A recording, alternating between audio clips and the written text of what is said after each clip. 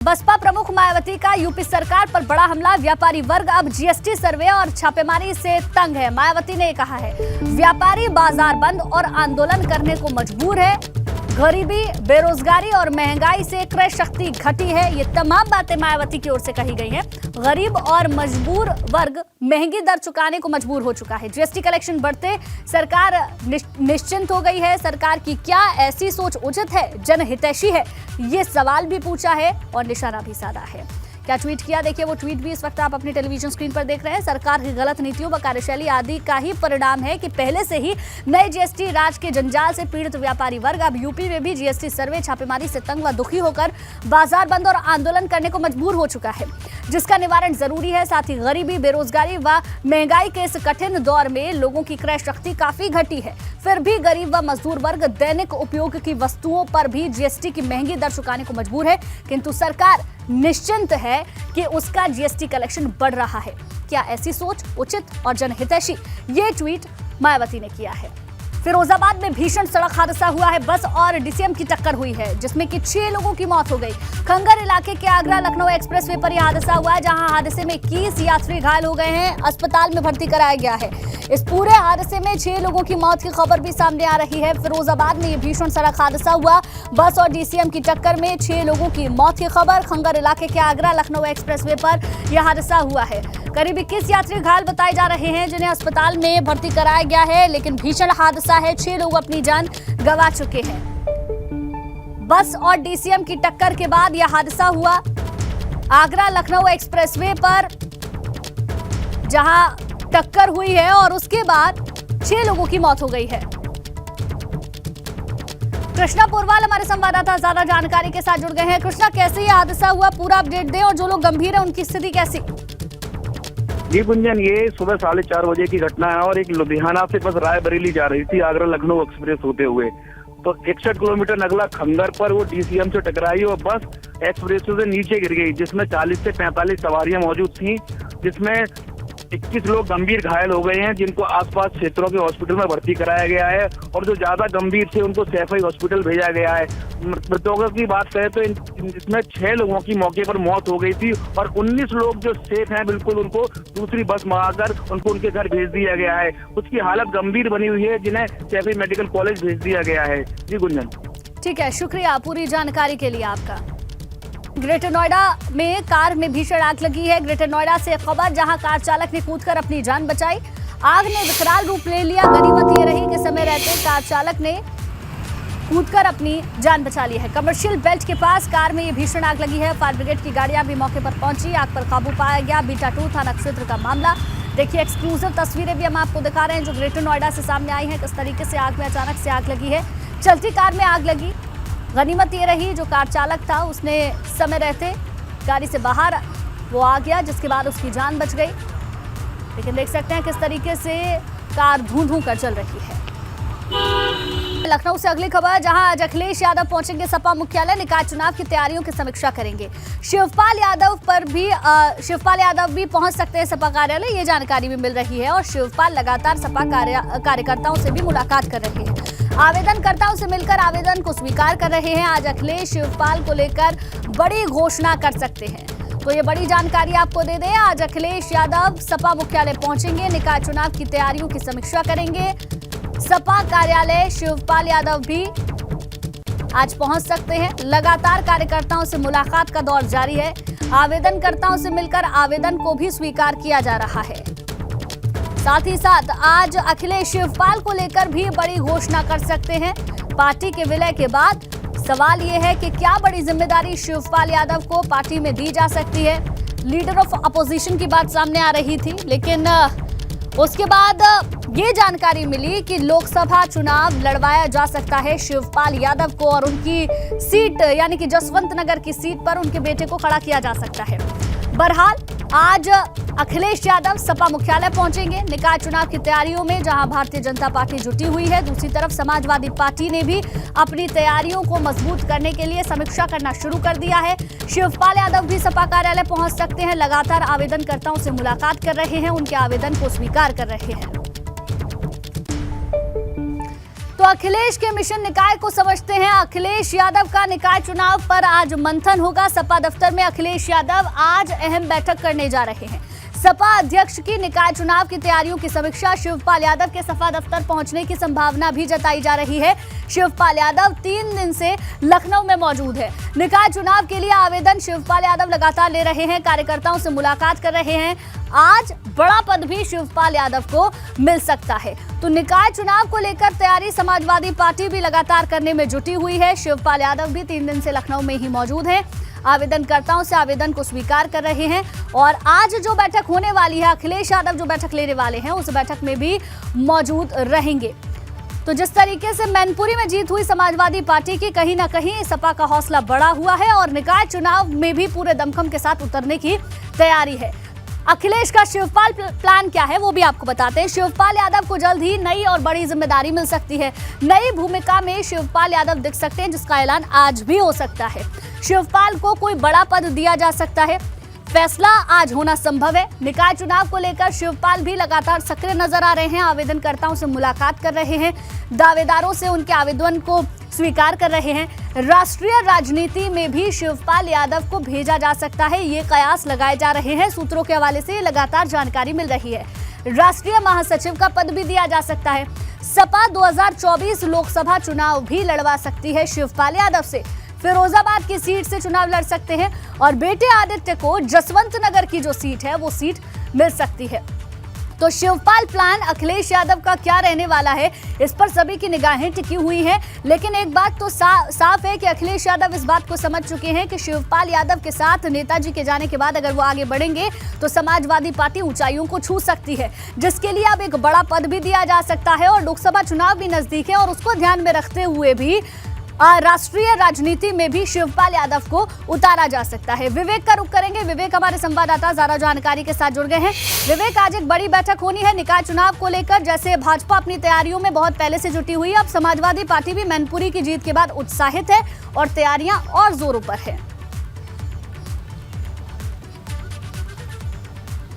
गुंजन, देखिए, आज समाजवादी पार्टी के जो राष्ट्रीय अध्यक्ष हैं अखिलेश यादव, वो शहर में मौजूद हैं। कल शाम को आ गए थे मैनपुरी से और उनके आने के बाद यहाँ पर आज भारी भीड़ उमड़ने वाली है, रौनक होगी। चूंकि कल तक तो इस दफ्तर में सन्नाटा छाया था, एक भी आदमी नहीं था, एक भी नेता नहीं था। लेकिन अखिलेश यादव के आने की खबर जैसे लगी है, वैसे सुबह देखिए 9 बज रहा है और नेताजी लोग आने शुरू हो गए। जरा नज़ारा दिखाइए, ये सब गाड़ियां, आसपास तमाम गाड़ियों से लोग आ रहे हैं। यानी 9 बजे से ही यहाँ पर जो दावेदार हैं वो आने लगे हैं। आज बड़ी बैठक होनी है और आज 11 बजे करीब अखिलेश यादव यहाँ पहुँचेंगे और ये भी उम्मीद जताई जा रही है कि शिवपाल सिंह यादव भी यहाँ आ सकते हैं पहली बार। यानी चुनावी गतिविधियों को और समाजवादी पार्टी के एक कार्यकर्ता, समर्थक और नेता के रूप में शिवपाल सिंह यादव पिछले 5.5-6 साल से इस दफ्तर में नहीं आए हैं।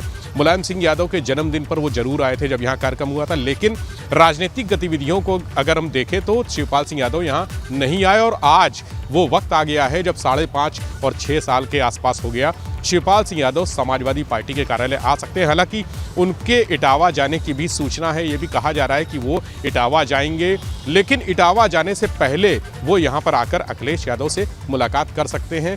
वो मुलाकात, उस मुलाकात पर सभी की नज़र है, यानी हमारी और आपकी नहीं, पूरे जो विपक्ष के नेता हैं और पक्ष के नेता हैं, तमाम छोटे बड़े राजनीतिक दल हैं, तमाम राजनीतिक समीक्षक हैं, पत्रकार हैं, सबकी नज़र इस मुलाकात पे है कि आखिर आज शिवपाल सिंह यादव, अखिलेश यादव की मुलाकात होगी, बात होगी तो क्या होगा, आगे क्या होगा। निकाय चुनाव है, विधानसभा का जो उपचुनाव है, लोकसभा का उपचुनाव खत्म हो चुका है और शिवपाल सिंह यादव की उसमें महती भूमिका थी, बहुत महत्वपूर्ण भूमिका थी, जिसकी वजह से डिम्पल यादव 2,88,000 के आसपास वोटों से जीती। ये बहुत बड़ी जीत थी। अब पार्टी में उनके कद और पद को लेकर चर्चाएं हो रही हैं कि आखिर क्या कद मिलेगा उनको, क्या पद मिलेगा, किस भूमिका में होंगे निकाय चुनाव को लेकर और आगे आने वाले लोकसभा चुनाव को लेकर उनकी भूमिका क्या होगी।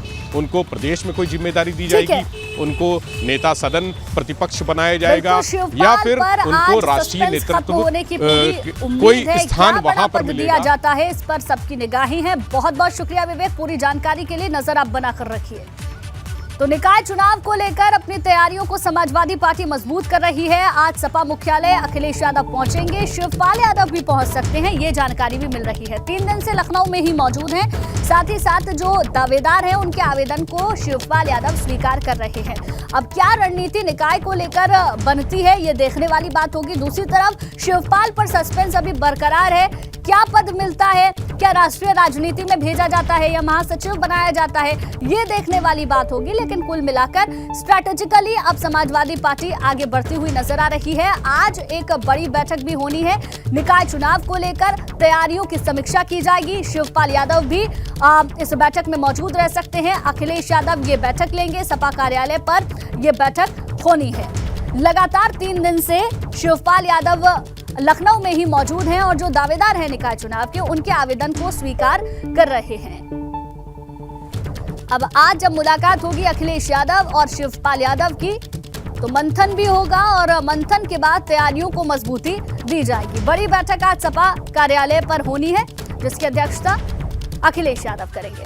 निकाय चुनाव की तारीखों का ऐलान अभी नहीं हुआ है, लेकिन इसे लेकर सूबे की सियासी पारा जरूर गर्म है। मैनपुरी के करहल पहुंचे सपा के राष्ट्रीय अध्यक्ष अखिलेश यादव ने कहा कि मनमाने ढंग से निकाय चुनाव के आरक्षण को तय किया गया है। उन्होंने कहा कि अधिकारियों और कुछ मंत्रियों ने सत्ता का दुरुपयोग कर आरक्षण की सूची तैयार की है। अखिलेश यादव ने तंज कसते हुए कहा कि प्रदेश में डेंगू वहीं फैल रहा है जहां भाजपा के मेयर और चेयरमैन हैं। उन्होंने कहा कि शहरों की सीमा के अंदर जानवर नहीं होने चाहिए, लेकिन सड़कों पर सांड घूम रहे हैं। उन्होंने दावा किया कि मैनपुरी की जनता ने सपा को नई ऊर्जा दी है और 2024 का किला भी अब फतेह होने वाला है। तो 24 को लेकर अपनी तैयारी को वो मजबूत करेंगे, इसका संदेश दे चुके हैं। साथ ही साथ भाजपा पर भी निशाना उन्होंने साधा है।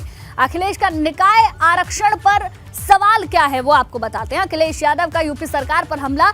अखिलेश यादव का कहना है कि मनमाने ढंग से निकाय चुनाव का आरक्षण तय किया गया है। अधिकारियों ने सत्ता का इसके लिए दुरुपयोग किया है। सीमित मंत्रियों ने सत्ता का दुरुपयोग करके आरक्षण की जो सूची है उसको तैयार किया है। आरक्षण के लिए सत्ता का दुरुपयोग हुआ है, ये सीधे तौर पर अखिलेश यादव आरोप लगा रहे हैं। यूपी में डेंगू वहीं पर फैल रहा है जहां भाजपा के मेयर हैं, ये बड़ी बात अखिलेश यादव ने कही है।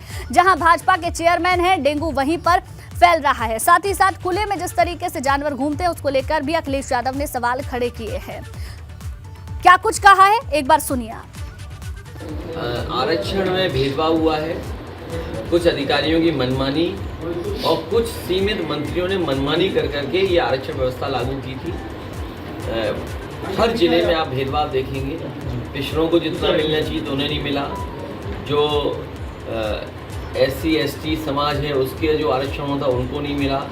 जाने कितने रूप में भेदभाव किया इन्होंने। अपने लोगों को खुश करने के लिए, संतुष्ट करने के लिए ये सरकार ने भेदभाव किया और नगर निकाय से सरकार भाग रही है। क्यों?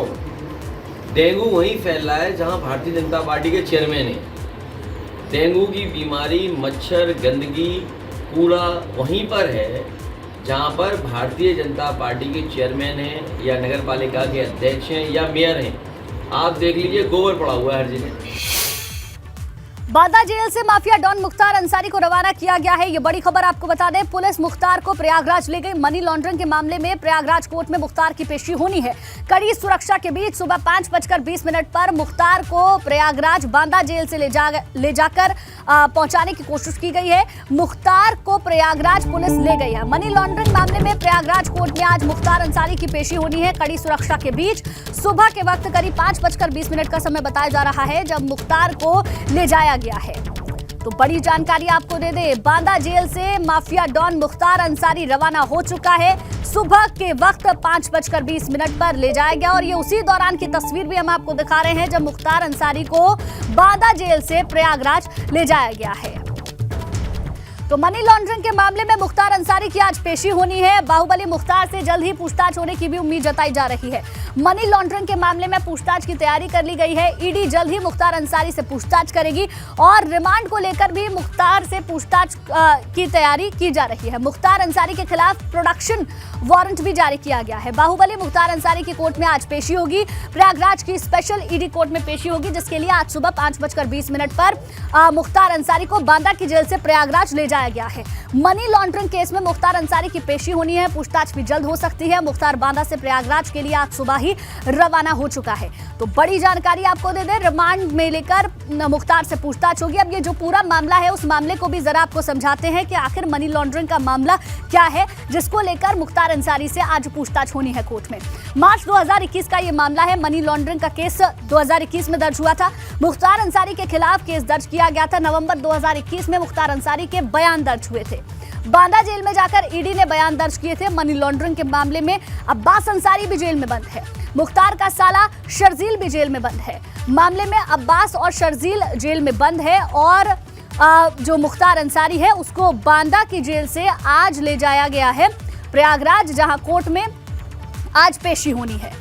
तो मुख्तार अंसारी के खिलाफ ये जो पूरा मामला है 2021 मार्च का बताया जा रहा है। चलिए मोइन से पूरी जानकारी लेंगे। मोहम्मद मोइन, सुबह सुबह के वक्त करीब 5:20 पर मुख्तार अंसारी को बांदा से प्रयागराज ले जाया गया है। तो क्या प्रयागराज पहुंच चुका है और कितने बजे कोर्ट में पेशी होनी है, पूरी जानकारी दें।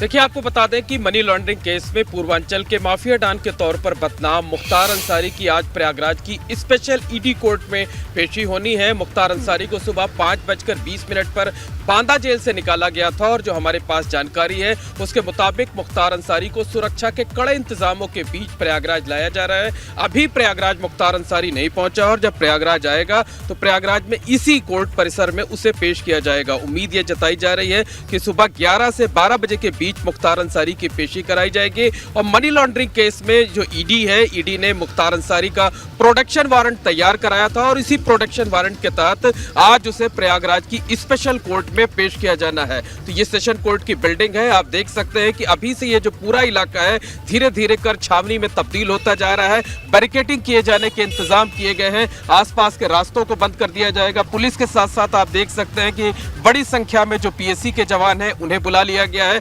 अंदर कोई ना जाने पाए इसलिए रस्सियों से बैरिकेडिंग कर दी गई है। आपको बता दें कि अगर आज जिस वक्त मुख्तार अंसारी को पेश किया जाएगा उस वक्त ईडी की टीम भी कोर्ट कैंपस में रहेगी, कोर्ट परिसर में रहेगी और कोर्ट रूम में उस वक्त ईडी की तरफ से एक अर्जी दाखिल की जाएगी कि वो मनी लॉन्ड्रिंग केस में पूछताछ के लिए मुख्तार अंसारी को अपनी कस्टडी में लेना चाहती है। और हमारे पास इस बात की पुख्ता जानकारी है कि पहले राउंड में मुख्तार अंसारी की 14 दिनों की कस्टडी ईडी मांगेगी। अब देखना यह होगा कि मुख्तार अंसारी की कितने दिनों की कस्टडी रिमांड कोर्ट मंजूर करती है, कितने दिनों तक मुख्तार अंसारी ईडी की कस्टडी में रहता है। बहुत मुमकिन है कि 7 से 10 दिनों के लिए ईडी को मुख्तार अंसारी की कस्टडी रिमांड मिल जाए। तो देखने वाली बात आज ये होगी कि मुख्तार अंसारी बनाकर रखिए, आगे भी आपसे जानकारी लेंगे। करीब 11 से 12 बजे पेशी होनी है। बहुत बहुत शुक्रिया मोइन पूरी जानकारी देने के लिए आपका।